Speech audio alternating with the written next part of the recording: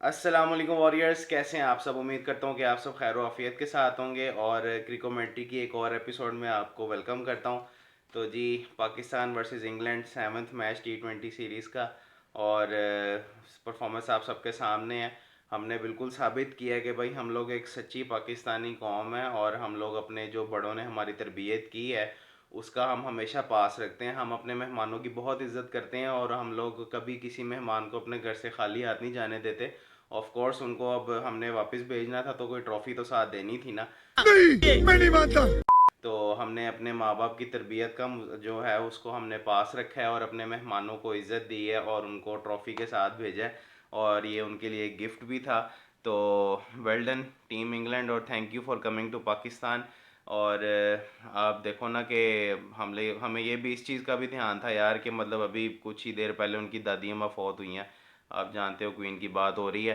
तो वो उसके गम में थे तो ज़ाहिर बात है उनको अब गम ख़त्म करने के लिए भी उनको कोई ऐसी चीज़ तो देनी थी ना जिससे वो खुश हो जाते और उनका गम थोड़ा सा कम हो जाता। तो ऑब्वियसली फिर इस तरह उनको ट्रॉफ़ी देकर भेजना था अपने मेहमानों को। और अब ऑल जोक्स असाइड अगर परफॉर्मेंस की बात करें तो अब देखो ना कि हम लोगों ने टॉस जीत कर हमने चेज़ करना था। तो ये एक चीज़ कोई वेल डिफाइंड नहीं रही है। पहले हम लोग चेज़ बड़ा अच्छा कर रहे थे, अब हमने ये फिफ्थ मैच में और फोर्थ मैच में हम लोगों ने मतलब डिफेंड भी किया फर्स्ट बैटिंग करके। तो अब हम लोगों ने उनको चांस दिया था कि आप दोबारा रन्स करो और हम चेज़ करेंगे। तो हमारी बॉलिंग और फील्डिंग साइड जो है वो बहुत ज़्यादा अनसक्सेसफुल रही है। बॉलर्स की तो बात ही ना की जाए, ज़्यादा तो हमारी मिस फील्ड्स हुई हैं। हसनैन ने देखा जाए उसने वो बाउंड्री के ऊपर उसने बॉल्स मिस की हैं। फिर बीच में हमारे प्लेयर्स ने काफ़ी बॉल्स मिस की हैं। उसके बाद फिर अपने कप्तान ने कैच छोड़ा डेविड मिलान का। और उसके बाद फिर हैरी ब्रूक का भी अपने कप्तान ने कैच छोड़ा। फिर उसका डेविड मिलान का कैच उसने भी छोड़ा, सॉरी ब्रूक का कैच छोड़ा अपने इसने मोहम्मद वसीम ने भी। तो इस तरह के इतने ज़्यादा फ्लॉस थे हमारी फील्डिंग में। फिर बॉल्स को नहीं रोका जा रहा कि फिर है ना बाउंड्री की तरफ जाने से। हमारी फील्डिंग पता नहीं किस तरह की इन्होंने मैनेज की हुई थी। और फिर अगर बॉलिंग की बात करें तो मोहम्मद नवाज़ को सिर्फ एक ओवर दिया है, जबकि आप जानते थे कि मोहम्मद वसीम जो है वो उसको इस वक्त फेंटा लग रहा है दोनों से। हैरी ब्रूक और जो डेविड मिलान है दोनों टका के फेंटा मार रहे थे, लेकिन फिर भी उसको ओवर जो है वो छुड़वा के नवाज़ को नहीं दिया गया। नवाज़ को सिर्फ एक ओवर दे के तो मैच मतलब ओवर्स दूसरे से करवाए गए हैं पूरे। तो पता नहीं किस किस्म की इनकी मैनेजमेंट है, जब पता है एक बंदे को नहीं उससे स्कोर को रोका जा रहा तो आप किसी स्पिनर को ओवर दे दो ताकि जो मैच का एक टेम्पो बन गया है वो दोनों प्लेयर्स फेंटा लगा रहे हैं वो थोड़ा सा कम हो जाए। तो समझ नहीं आ रही किस किस्म की मैनेजमेंट थी। पॉजिटिव चीज़ें सिर्फ दो तीन ही थी यार। सबसे पहले तो मैं आप देखो ना हसनैन ने एलबीडब्ल्यू आउट किया है उसको, एलेक्स हेल्स को। तो उसका एक बड़ा फ़नी सा फेस बना था, पिक्चर आपको सामने शो हो रही होगी। और इसी तरह फिर उसके बाद अपने शादाब ने क्या यार कमाल की थ्रो की और नमक से उसने बदला लिया है। सॉल्ट को उसने ऐसा कमाल का थ्रो करके रन आउट किया। तो मज़ा आ गया था उसका रन आउट देख के। अभी तो उसी का ही मज़ा आ रहा था कि अपना रिजवान भाई ने इतना क्लासिकल किस्म का स्टम्प्स आउट किया उसको, बेन डकेट को। तो ये दो तीन चीज़ें थी जो कि बड़ी मज़ेदार थी। इसके बाद तो फिर फेंटा ही पड़ता जा रहा था। और फिर अपनी बैटिंग साइड की तो बात ही क्या करनी, अपना ना कप्तान चला ना अपना रिजवान चला। तो यार वो तो चलो टॉप ऑर्डर के बैट्समैन है, कभी नहीं भी चलते। मगर बाकी जो फिर हमारा मिडल ऑर्डर था वो एज़ यूजुअल नाकाम रहा है। सिर्फ शान मसूद था जो 7 मैचों में आखिरी मैच में आके उसने 56 स्कोर किया। बड़ी उसकी मेहरबानी है कि वो थोड़ा सा चल पड़ा है, एंड तक खेलता रहा है। लेकिन आप यार ये दूसरी साइड अगर देखी जाए इंग्लैंड की, आप फील्डिंग देखें कि उन्होंने थ्रू आउट द गेम उनकी इंटेंसिटी कितनी हाई रही है परफॉर्मेंस की। मतलब आप ये देखोगे जीता हुआ मैच है फिर भी वो उस चीज़ के ऊपर वो ओवर कॉन्फिडेंट नहीं हो रहे। लास्ट में शान मसूद था, 7 बॉलों पर 75 स्कोर चाहिए था।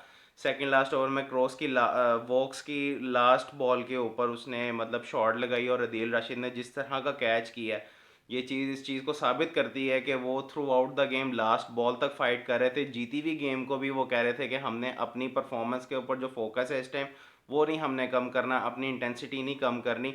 मतलब यार क्या था अगर वो कैच छोड़ देता और अगर चौका हो जाता और उसके बाद फिर शान मसूद नेक्स्ट ओवर में जो लास्ट ओवर में फिर कोई 10-15 स्कोर कर लेना था, इससे ज़्यादा तो नहीं होना था ना।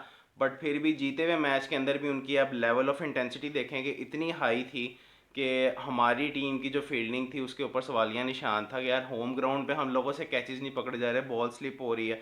और उनकी दूसरी तरफ उनको देखा जाए तो यार उन्होंने एक दफ़ा भी उन्होंने कैच इस तरह नहीं मिस किया। विली ने कैच छोड़ा था, लेकिन बाकी देखा जाए तो बाकी फील्डिंग में उन्होंने बिल्कुल भी कहीं मिस फील्ड नहीं होने दिया। तो बाकी अब क्या कर सकते हैं यार, अपना जिस तरह जुनैद अकरम भाई कहते हैं कि यार मैं इस टीम की गारंटी नहीं दे सकता कि ये वर्ल्ड कप लेकर आएगी या नहीं लेकर आएगी।